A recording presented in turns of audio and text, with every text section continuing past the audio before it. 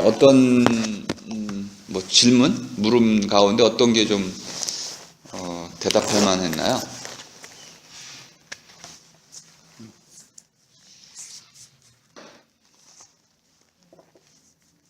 엄마의 모습? 엄마? 좀 마리도 좀 궁금하기도 하고, 마리 왜 그런 식으로 대답을 했을까? 마지막이 가장 궁금하죠, 그죠? 뭐 햇빛이 눈을 좀 찔렀다고 해가지고 총을 쐈다, 이건 아무런 인과관계가 없어서 묻지마 살인도 아니잖아, 이런 거는. 거기다가 뭐 무슨 사회에 대한 원한이 있는 것도 아니고 그냥 하루하루를 그냥 행복하게 살고 있는 놈인데 갑자기 왜 총을 쐈을까? 이게 참 납득이 안 되더라고.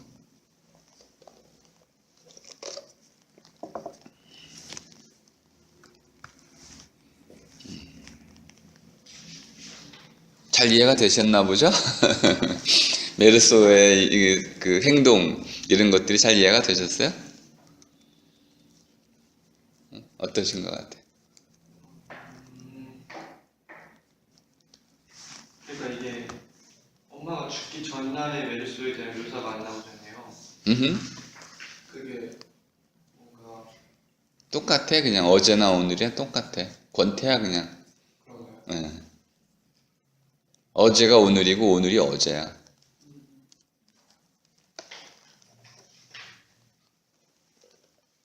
저는 옛날에 군대에서 읽었었는데, 아, 그렇지. 네, 군대에서 읽는데 또 거기 군대 안에서 문학회 같은 걸 했었거든요. 어머나 그런 것도 있어? 공군이라서. 아. 근데 그때 하필 그 전 차례 발제자가 한 게 그 이상 날개였어요. 근데 그거 읽으면서 그걸 읽고 이방인 읽으니까 엄청 비슷한 것 같더라고요. 아. 막 엄청 많이 연관을 지을 수 있을 것 같은데 거기서도 그 주인공이 그 메르소랑 교정에서는 비슷한 상태로 삶을 부유하잖아요. 네. 그 점도 비슷한 것 같고.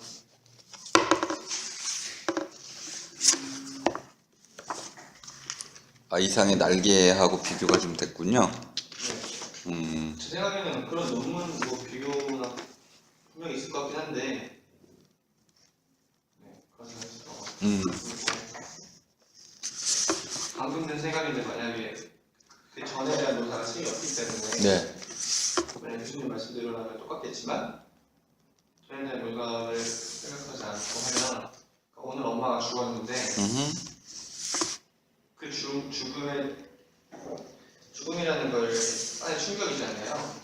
엄마의 죽음이 충격이었다. 네, 일반적으로. 일반적으로. 네. 근데 아마도 메르소가 그러니까 여기 좀 지성신이 아닌 사람이 아니라는 그 일반적인 견해를 보면은 그러면은 이거 그 사람이 취할 수 있는 방법은 슬퍼하거나 아니면 그 슬픔을 부정할 수도 있잖아요. 근데 그 슬퍼함을 부정하는 모습이라고 만약에 가정을 해본다면 그 뒤에 어떤 그 부유하는 모습들이 그거의 연장이고 그런데 그 강한 햇빛이 죽음이라는 게 아까 교수님이 말씀하셨듯이 그 타오르는 태양이 죽음의 상징을 넣었잖아요. 근데 그거 심판이나 죽음. 심판이나 네. 죽음. 그것이 어떤 그 전에 그 죽음, 엄마의 죽음이라는 것을 그때 이렇게 햇빛이 계속 내리쬐고 네. 그리고 그 태양을 이렇게 눈으로 비추잖아요. 그렇죠. 그러니까 거기에 뭔가 이렇게 팍 뭔가 딱 와가지고 그래서 쏜 게 아닐까라는 생각을 해볼 수 있을 것 같아요. 그러니까 어떤 자각? 근데 그 뒤를 보면 또 그럴 수도 않긴 하지만 그냥 갑자기 그 생각이 글쎄 이제 뭐 까미는 그런 그 인과관계로 총을 쏜 것으로 이렇게 설명을 했지만은 저는 좀 납득이 잘 안 된다는 거죠. 햇빛이 반짝거려가지고 총을 쐈다. 그리고 2부에도 가면은 그거에 대해서 문제 삼는 검사나 판사나 일반인이 없더라고. 상식에 전혀 부합하지 않는 얘기죠. 살해 동기 치고는 그건 뭐 정신병자 아니고요. 어떻게 그런 햇빛이 눈에 부셔서 사람을 죽였다라는 이러한 진술을 무죄 판결로 하겠어요. 있을 수 없는 거죠. 누가 강제에 의해서 이제 뭐 어쩔 수 없는 경우에 살인했다 그러면은 정당방위 요건을 충족시키는 경우 무죄 판결을 내릴 수 있지만은 햇빛이 눈에 부셔서 그거는 뭐 변명의 여지가 전혀 될 수가 없잖아요. 근데 그거를 그리고 이제 요 작품 안에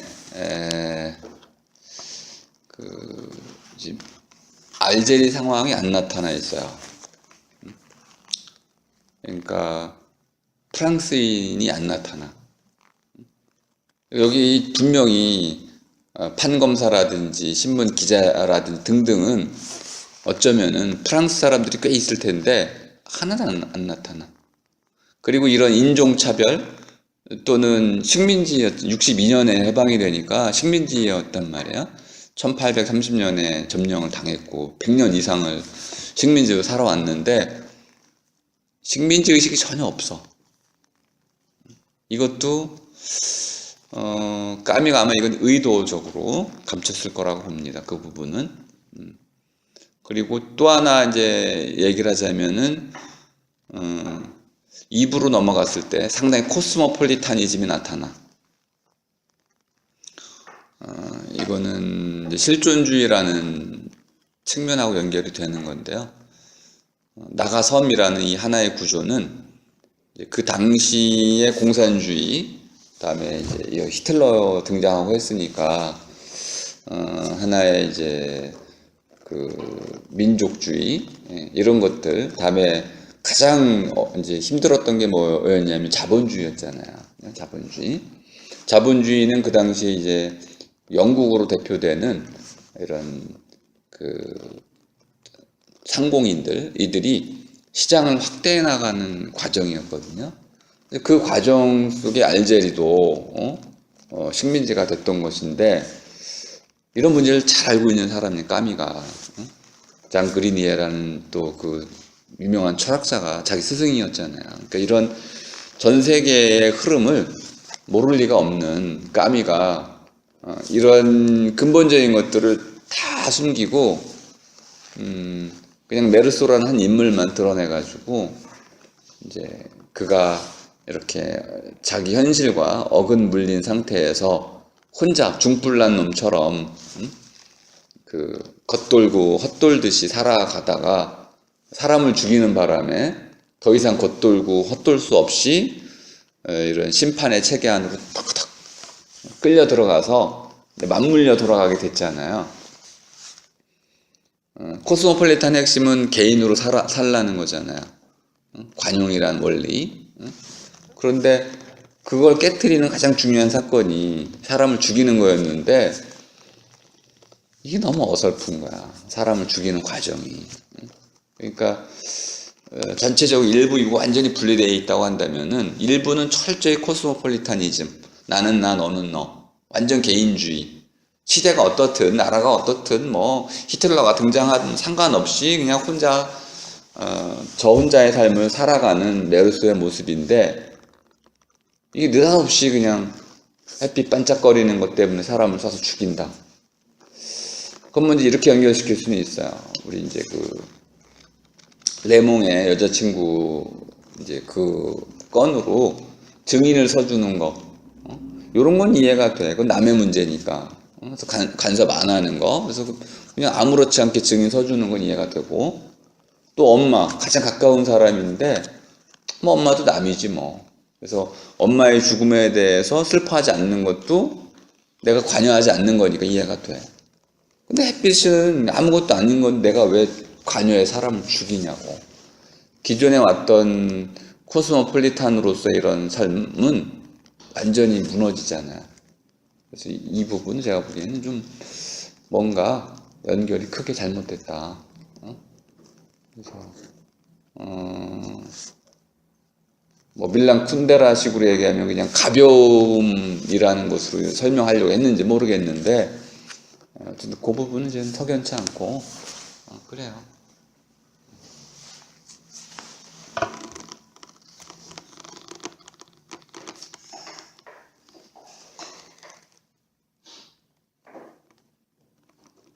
네. 또 다른 뭐 저는 석연치 않다고 하셔가지고 예. 저는 개인적으로 그 부분이 가장 기억에 남고 그런 장면이잖아요. 그런 장면이고 이제 그게 이 작품이 왜 명작이라 그러고 사람들이 많이 익히는가라고 생각했을 때 그 부분 때문이라고 생각하거든요. 왜냐하면은 저희가 이제 인과관계로만 설명할 수 있는 것도 없고 뭐 그런 것도 없으니까. 그리고 이제 코스모폴리탄이라고 얘기하셨는데 저는 제가 읽을 때는 제가 약간 그쪽으로 약간 아나키스트적으로 읽었거든요. 그 코스모폴리탄의 개념보다는 약간 모든 그런 시스템을 거부하고 이런 아나키즘적인 모습을 더 많이 봤어요.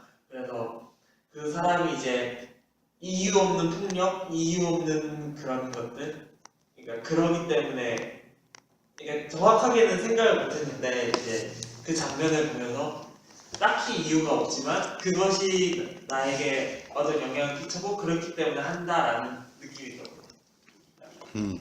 이유는 그리고 이제 그 과정 속에서 이제 다시 이제 심판 과정에 들어가서 이제 이야기를 하면서 정확하게는 2부 얘기지만 살인이 문제가 아니라 부모님 문제나 외부 문제가 이제 더 커지잖아요. 그렇죠. 그러니까 사람들도 사실은 인과관계나 그런 것들 더 생각하지 않고 사실 원하는 대로 흘러가는 것은 아니지 않나 약간 이런 느낌을 책을 받아서 오히려 여기가 인과관계가 없는 것들이 이제 다음 내용이나 아니면 이제 전체적인 그런 극의 흐름에서 더 부합하다고 보여지고 더 이제 사람이 왜 이렇게 안 맞아 떨어지지라고 생각하게 돼요. 그 부분에서 오히려 뭐라 그러죠? 허용이라는 것도 있고 뭐 어떤 책을 보니까 이제 다른 느와르 소설에서 까메기 영감을 받다는 글을 봤는데 그 느와르 소설에서도 이유 없는 폭력 그리고 이제 인간의 악 약간 이런 것들 인간의 본성이나 인간의 악그 그런 것들을 표현을 하더라고요. 그런 걸 다 가져왔다면 그러니까 오히려 본질적으로 인간이랑 인간관계가 없이 그냥 행동하는 거 아닐까 이런 생각을 해본 적이 있었어요. 너무 다음 주에 좀 말씀을 좀 드리려고 했던 건데 왜 아랍인 죽은 거에 대해서 신문사도 또 재판관도 심지어 메르소 자신도 죄의식을 못 느끼는가? 아랍인이기 때문에 그런 거죠. 그러니까 철저히 인간으로서 인정받지 못하고 있어요. 그러니까 눈에 이렇게 그 뭔가 찔려가지고 총으로 쏴서 죽인 거는 파리 같은 거야. 그러니까 아랍인이라는 하나의 그 위치를 그렇게 나타내주고 있는 거죠. 까미 눈에는 아랍인은 이렇게 벌레만도 못한 저는 아나키즘은 전혀 아니라고 생각을 하는데 아나키즘은 어떤 체제 자체를 부정하는 거거든요. 하지만 메르소는 재판받을 때 보면 아시겠지만은 부정하는 게 아니에요. 철저히 인정하고 있는데 다만 의미를 탈의미화시켜. 자기 자신이 이렇게 나는 정당하기 때문에 당신도 아마 날 인정할 거야.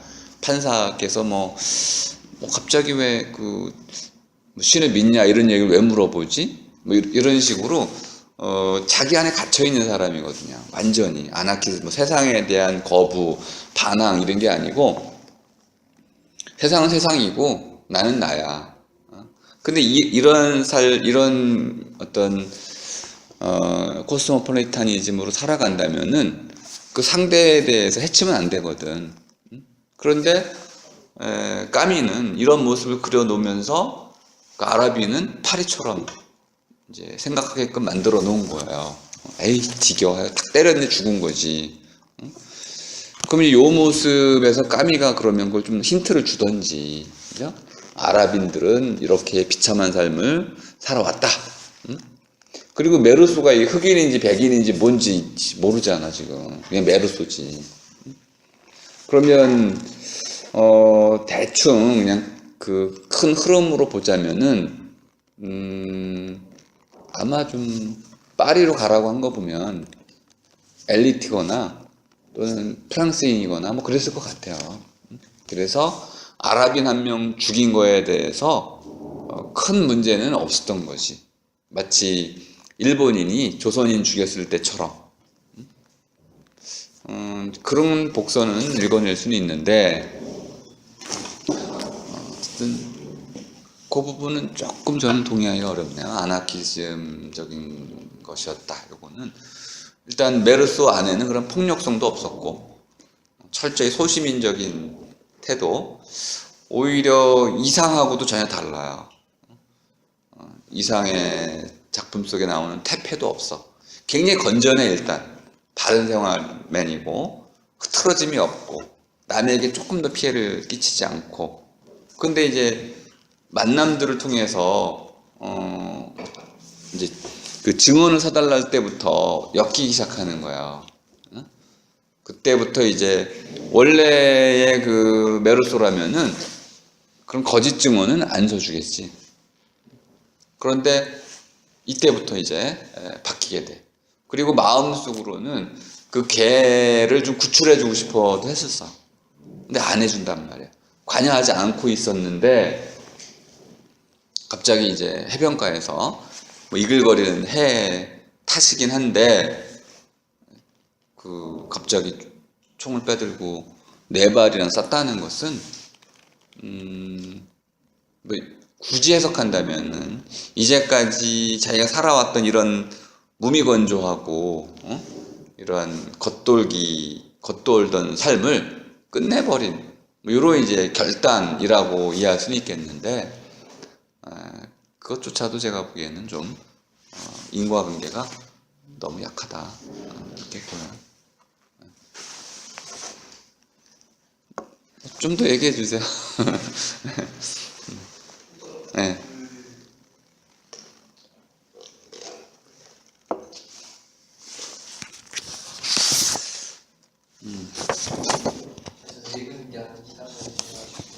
아, 맞아. 나도 오래됐어. 기억이 가물가물하긴 한데. 응. 뭐, 기억하고 상관없이 우리가 또 말할 수 있잖아.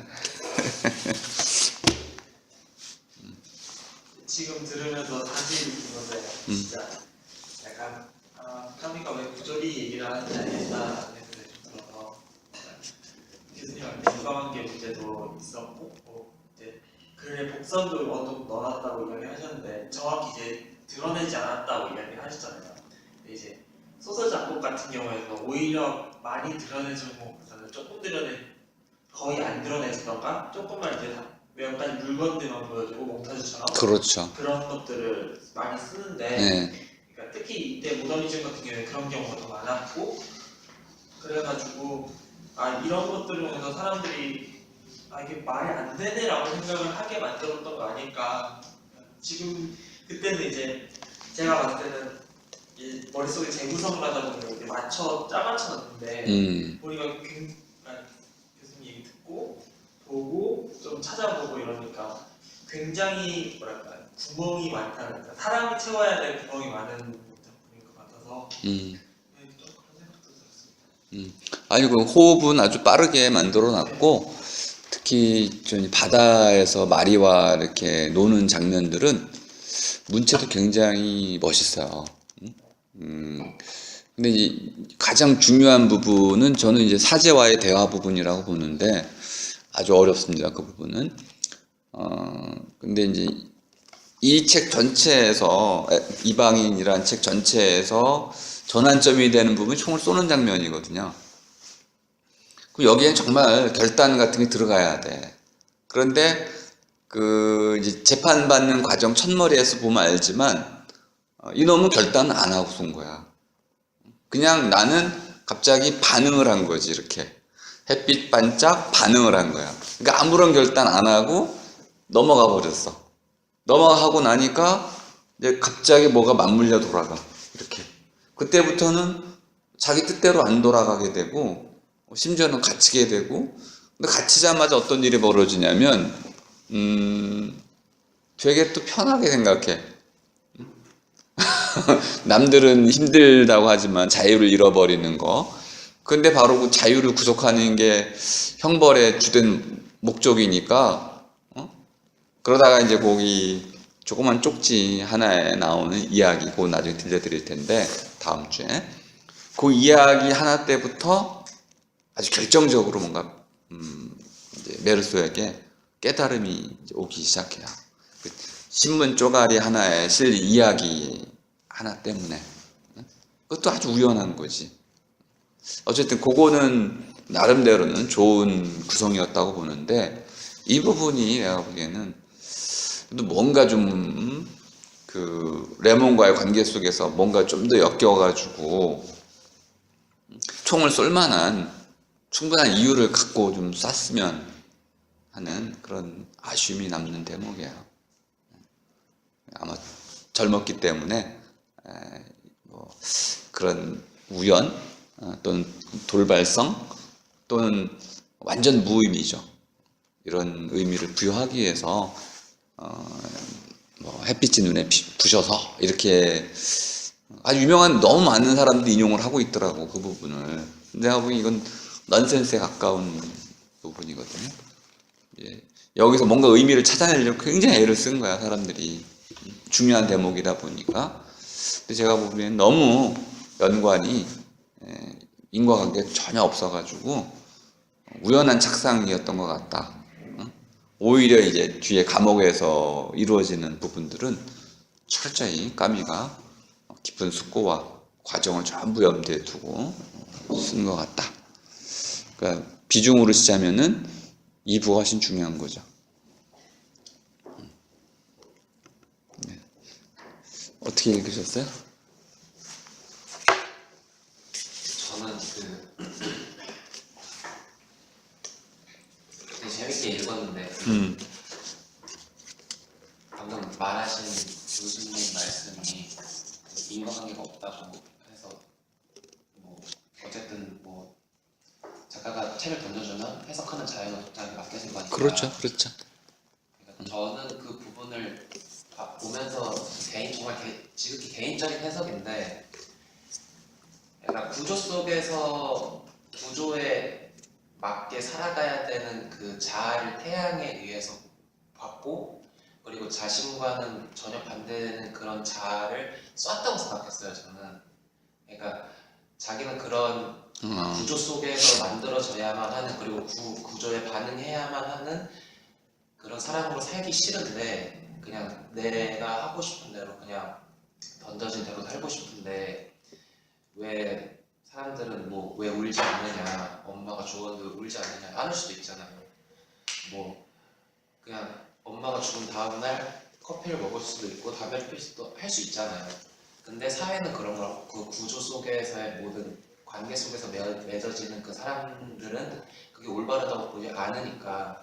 그러니까 태양이 신간이라고 얘기했고, 저도 그냥 햇빛 좋은 날에 벤치에 앉아서 사색하는 걸 좋아하는데, 약간 자기 반성을 하게 되는 시간을 갖게 되더라고요. 그냥 이유 없이 그냥 태양을 받게 되면 그런 느낌이 있는데, 그러니까 그런 경험을 메르소한테 대입을 해보니까 약간 그렇게 됐을 수도 있겠다. 너무 이글거리는 태양 속에서 그래도 시간이 멈췄다고 표현하니까, 그러니까 독립된 공간으로 아예 그 자기 심판의 공간으로 떨어져서 그 햇빛으로 인해 그냥 정말 마주하고 싶지 않았던 왜곡된 자아를 발견했고, 그거를 아랍인의 칼을 통해서 받고 결국 그거를 쐈다라고 저는 그냥 그렇게 해석을 했거든요. 어떤 인과관계를 다 떠나서.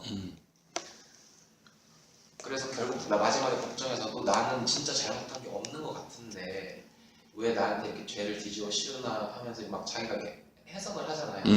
그런 거랑도 좀 연결되는 것 같더라고요. 그래서 그런 외부 속에서 주어지는, 만약에 자아를 인정하지 않고 걔를 안 썼다면은 뭐 제가 생각하기에는 뒤에 있는 어떤 재판 내용이 좀 달라질 수도 있겠죠. 제가 진짜 이거는 뭐 잘못했습니다. 저도 모르고 싶었는데. 재밌네, 그거는. 눈물 진짜 나오지 않았고 그 전에 무슨 상황이 있어. 그래서 그렇게 변호사가 계속 그렇게 얘기하라고 그러죠. 할 수 있는데도 안 한 거잖아요. 그래서 구조 속에서 주어지는 왜곡된 자아를 자기가 죽임으로써 나는 원래대로 내가 살던 대로 그대로 나의 삶을 유지하겠다라는 어떤 그런 거에서 저는 이게 실존주의를 다뤘다는 소설 중에서 제일 유명한 책이라고 해서 읽었었거든요. 그러니까 그렇게 저는 해석을 했었어요. 되게 마음에 들더라고요, 그 부분이. 그러니까 항상 고민을 하잖아요, 저희도. 그때 교수님하고 말했듯이 제가 관계를 맺어가면서 살아가니까 다른 사람한테 내가 원래 가지고 있는 자아 말고도 다른 모습의 자아를 보여주는 게 있고 이런데 오히려 저는 메르소를 보면서 내가 원래 가지고 있던 본연의 자아를 그대로 유지할 수 있는 게 정말 힘든 일이기도 하고 총을 쏘므로써 그거를 진짜 죽여야 되는 어떤 고통을 수반하는 과정이기도 하고 또 그만큼 그렇게 고통스러운 일이 수반되는 일이기에 내 본연의 자아를 이끌고 가는 게 의미 있을 수는 있겠다. 그렇게 그 일단 그 대목은 저도 생각 못 해본 거네요. 이제 칼을 꺼내든 아랍인이 어쩌면 이제 자기가 부정하고 싶었던 자기 자신의 모습과 같았다. 앞에 이제 뭐 레몬과 같이 해변가를 걸을 때 아랍인이 이제 한번 칼을 꺼내 들었었죠. 그리고 휘둘러 가지고 자기 친구인 레몬이 좀 다쳤어요. 입도 찢어지고 그랬는데 그때도 총을 안 쐈단 말이에요. 그러면 한편으로 이 메르소는 사람을 죽이고 싶은 마음은 전혀 없는 거예요. 그리고 사내다움을 좀 얘기도 했어요. 비겁한 거야 그거는. 상대방이 뭐 욕도 안 하고 주먹질도 안 하고 뭐 아무것도 안 했는데 그냥 겁나서 먼저 총 쏘는 거는 비겁한 거다. 이렇게 얘기를 했거든요. 그리고 주먹 다짐이 이럴 때도 총을 안 쏘고 결국 이제 헤어졌단 말이에요. 이런 정도의 모습을 보면 뭐 반짝하고 칼이 빛났다고 햇빛이 빛났다고 그래가지고 총을 쏘는 것 자체는 꼭 몇 분 전에 있었던 거하고 비교해 보자면은 전혀 뭐 이런 개연성이나 필연성이 좀 없는 거죠. 그래서 굳이 제가 이해하는 바는 이놈을 이제 재판에 넘기기 위해서 총을 쏘게 만든 건 맞는데 재판에 넘기기 위해서 그러면 좀 그 사이에 어떤 연관을 맺어줬으면 좋지 않았을까. 뭐 한마디라도 좀 하든지 모욕을 주든지 또는 뭐 너 때문에 내 여동생이 네가 증언을 하는 바람에 내 여동생이 뭐 어쩌고 해가지고 좀 다툼이 벌어지든지 이유에 있는 어떤 사건들을 통해서 이렇게 정당방위 요건을 좀 갖추면서 이렇게 살인을 했더라면은 그 뒤 2부에서 좀 자연스럽게 이제 전개가 됐을 텐데 2부에서는 그런 재판 과정에서 살인죄에 관한 내용은 없어요. 전부 뭐 증인이 나와가지고 하는 건 뭐냐면은 밀크커피 마셨냐 안 마셨냐 무슨 엉뚱한 재판을 하고 있잖아요. 요게 이제 까미가 노리긴 노린 것인데 살인이 이 주제가 아니고 메르소의 평범했던 행동들이 지금 이 이방인이라는 책의 주제잖아요. 그래서 그렇게 넘어가는 건 좋은데 어쨌든 전체적으로 봤을 때 저는 이 부분은 뭐 다른 비평가의 글을 읽어봐도 다양한 해석들이 있긴 있는데 납득은 좀 잘 안 되더라고요. 저는 차라리 사르트르 같은 경우는 설정을 해버리니까 뭐 닫힌 문 이런 경우 딱 보면 그냥 설정을 해버려요. 이렇게 해가지고 시작됐다고 보자. 그러면 거기서 출발하면 되잖아요. 근데 이건 하나 이야기 전개되는 과정이거든. 그래서 좀 뭔가가 좀 저로서는 납득이 잘 안 됐던 부분이어가지고 혹시 설명을 좀 잘해주신 분이 있으면 좀 들어보고 싶었던 거죠. 네. 그거는 한번 생각해볼 만한 것 같아요. 저 아랍인 딱 보니까 나의 또 다른 내가 부정하고 싶은 그런 모습인 거야. 차라리 이 자식 뭐 남자답게 딱 일어나가지고 좀 싸우자고 하든지 겨우 그냥 누워가지고 칼 이런 건 자기의 평소의 모습이었겠죠, 그죠? 사실 칼도 못 꺼낸 자기 모습이었을 텐데 어쨌든 뭐 그렇게 볼 수도 있을 것 같긴 한데 아직 생각을 못 해봤습니다. 그까지는. 또 뭐 다른 장면들은 또 혹시 해석할 만한 분이 없나요?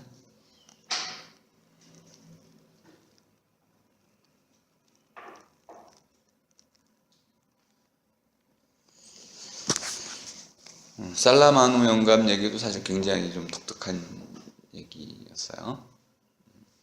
우리가 아픔을 제대로 이렇게 소화해내지 못하는 모습을 잘 보여주고 있죠. 그럼 자기를 위로해주는, 자기에게 이제 구원의 또 손길을 내밀어 주고 있는데 그 가치를 오히려 몰라보고 거꾸로 학대하면서 잃어버린 뒤에 그 개가 다시 제가 이제 상상을 해봤는데 그 영감의 개를 다시 되찾으면 그 개를 사랑해줬을까 처음처럼? 더 때렸을 것 같아 나는. 그 개도 그걸 알고 있죠. 돌아오지 않을 겁니다. 그래서 우리가 살아가는 모습이 오히려 내가 보기에는 살라마노와 비슷한 모습이 아니겠는가. 정말 나를 진정으로 사랑해주는 사람에 대해서 뭐 부모님이라고 치자면은 가끔 부모님이 나한테 좀 서운하게 한다고 그래가지고 모질게 대하는 경우들이 많잖아요. 이런 경우들이 우리가 꽤 있는 것 같다. 이런 모습도 좀 보게 되고 또 마리하고 메르소와의 관계도 제가 보기엔 좀 부적절한 것 같아. 특히 메르소가 이 정도면은 이제 그 상당히 즐거워했고 실제로 그리고 그 장면을 보면은 아름다웠거든요. 그러면 메르소도 그게 사랑이었다는 걸 분명히 알고 있는 건데 좀 고백을 해야 되지 않나요? 그렇게? 그거에 대해서도 좀 아무리 느낀 대로 이렇게 말을 하는 그 인물로 설정이 돼 있을지라도 그려진 장면하고 메르소가 말하는 장면은 제가 보면 반대거든. 그려진 장면은 메르소가 사랑한다고 고백을 해야 하는 장면으로 그려놨는데 대답은 사랑하지 않는 것 같다라고 대답하는 거 보고 왜 거꾸로 돼 있지 이게? 그래서 그거 되게 웃긴 해석인데요. 네. 그냥 이거 보면서 그 장면이 있잖아요. 뭐 해변가에서 갑자기 해수욕하고 뭐 자고 이런 장면이 있는데 그냥 저는 될로는 되고 안 될로는 안 된다고 갑자기 생각이 들었던 게 사실 그 장면을 보면 메르스가 약간 사이코패스 기질이 있는 것 같거든요. 공감 능력이 되게 결여돼 있고 공감? 그러니까 뭐 되게 감정을 느끼는 데 있어서 되게 뭐랄까 좀 더딘 그런 이미지인데 오히려 여자 같은 경우에는 그렇게 행동할 수 있는 사람이 많지가 않잖아요. 그러니까 진짜 자기 멋대로 그냥 살아가는 사람, 감정도 표현하지 않고 약간 그런 어떤 다른 사람, 일반 사람들과는 다른 모습에 사랑에 빠진 것 같다는 느낌이 들었거든요. 그냥 이런 사람도 사랑해주는 사람이 있는데 그냥 별로 되고 안 별로 안 되고 그냥 그런 생각이 잠깐 들었었고. 그럼 이제 메르소가 좀 행운아라는 뜻인가요? 여자를 잘 만나는 그러니까. 그런 거죠. 네. 그런 이렇게 사실 있잖아요. 막 저희 주변에도 되게 특이한 점을 사랑하는 사람이 있잖아. 다른 사람에게서 볼 수 없는 특이한 점을 사랑하는 사람이 있는데 갑자기 그 생각이 들어보니까 그러면 그 사람들은 왜 그런 특이한 점을 사랑하는가? 라는 생각을 해보게 되는데 아직 사실 명확한 답은 찾지 못해서 이게 단순히 희소성 문제인가 다른 사람에게서는 볼 수 없는 어떤 그런 다른 것들이 그 사람에게만 존재하기 때문에 그 사람을 사랑하는 건가 뭐 이렇게 뭐 생각을 해봤지만 아직 명확한 답은 찾지 못했는데 여기서도 답은 없죠, 그죠? 만나자마자 마리가 메르소를 좋아해요. 해변가에서 천진난만하게 마치 어린아이들처럼 물장구를 치고 같이 놀고 또 같이 밤을 보내고 할 수 있었던 거는 그냥 첫눈에 끌리는 거죠. 그런 의미에서 뭐 행운이라고도 할 수 있고, 반면에 이제 그 마리는 분명히 그 안에서 사랑을 느꼈고 사랑한다고 말을 하죠. 메르소는 똑같은 장면을 겪고 본인도 사랑이라는 것을 좀 느끼고는 있는데 말은 사랑하지 않는 것 같다고 말을 해요. 그럼 이제 그 말의 의미를 거꾸로 뒤집으면 메르소는 사랑이 뭔지 알고 있는 거죠. 근데 메르소가 알고 있는 사랑이 뭔지는 안 나와. 대신에 이 이방인이라는 작품 2부 그 감옥에 갇혀서 비로소 그게 사랑이었다는 것을 알게 돼. 그러면 이제 이 반성의 과정을 거친 거죠, 이렇게. 그러면 일부에서 그 마리와 나누었던 그 사랑은 메르소는 거짓말을 한 거야. 실제로 사랑을 느꼈던 건데 그걸 사랑이라고 말을 못한 거죠. 사랑이 뭔지 몰라서. 그러니까 사이코패스라고 말하기보다는 아직은 좀 미성숙. 자기가 느끼는 것들이 뭔지를 정확히 구분하지 못하고 있는 거야. 그냥 내키는 대로 살고는 있는데 엄마가 보고 싶다가 갑자기 안 보고 싶다가 뭐 이런 식이. 그리고 어떻게 행동해야 올바른 행동인지 잘 몰라. 사장님한테 파리 안 갈래요 거절했다가 사장이 싫어하는 것 같으네. 간다고 말할 걸 후회하고 이렇게 이제 주체도 없고 주관성도 좀 결여되어 있는 이런 모습을 좀 보여주기도 해요. 그러니까 일부에서의 삶은 어떤 메르소가 하나의 그 자의식을 갖고 주체적으로 삶을 살아가는 그런 모습은 이제 아니에요. 그렇다고 해가지고 무슨 뭐 사회에 저항하고 이런 모습도 또 아니에요. 그냥 정말 한마디로 말하면 아무 생각 없이 하루하루를 즐기며 살아가는 모습이었죠. 무엇이 소중하고 무엇이 자기한테 의미 있는지를 깨닫지 못하고 그냥 내키는 대로 그냥 오늘만 살아가는 모습을 보여주고 있어요. 그러다가 이제 딱 재판이 시작되면 오늘을 못 살아. 어제 때문에. 어제 한 행동들이 다 오늘로 막 밀어닥쳐가지고 왜 그렇게 했는지를 계속 물어. 의미를 묻고 심판을 받고 그래. 그러다 갇히는 순간 오늘도 없고 내일 어제도 없어지는 순간 다 뭐만 떠오르냐면 내일이 떠올라. 결론은 살고 싶다. 이런 이제 이런 구도는 상당히 멋있는 구도야. 그래서 이 작품이 위대하게 이제 평가받는 부분인데 제가 찾아낸 부분, 이 부분 좀 납득이 좀 되고 싶어가지고 왜 이렇게 인과성 없이 총을 쏘게 만들었는지 그 부분에 대한 설명이 좀 저도 궁금하고 그래서. 그러면 재판이 메르소에게는 없었던 어제를 계속 끌어오는 그렇죠. 어떤 그런 공간이 그렇죠. 네. 스쳐 지나갔던 것들 있잖아요. 엄마와의 관계 이런 거 다 다시 이제 소환된. 너 그때 왜 엄마를 요양원으로 보냈니 이런 거 다 지나가 버리고 아무 의미 없었던 것들이 다 들어와 가지고 현재 재판의 결과에 결정적인 것들이 돼 버려. 실제 재판이 이렇게 일어나진 않잖아요. 그러니까 이 재판은 실제 법정 재판이 아닌 거야. 인생 재판인 거야. 이렇게.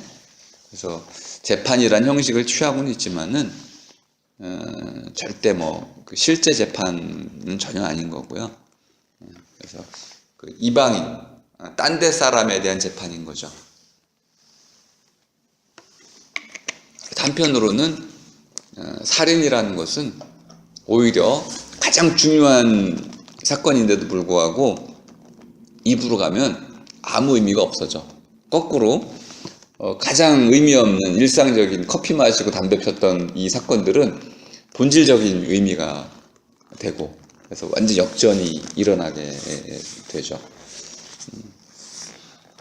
그런 의미에서는 이제 이런 그 일부의 마지막에 살인을 벌레 죽이듯이 이렇게 처리해버린 것은 뭐 그런 큰 틀에서는 또 그렇게 볼 수도 있죠. 네. 자, 아무튼 네. 저도 그 부분이 잘 납득이 안 돼가지고 한번 여러분께 의견을 좀 구하느라고 괜히 그 부분을 집중적으로 얘기를 했네요. 자, 오늘 강의 이것으로 마치겠습니다. 네, 수고하셨습니다.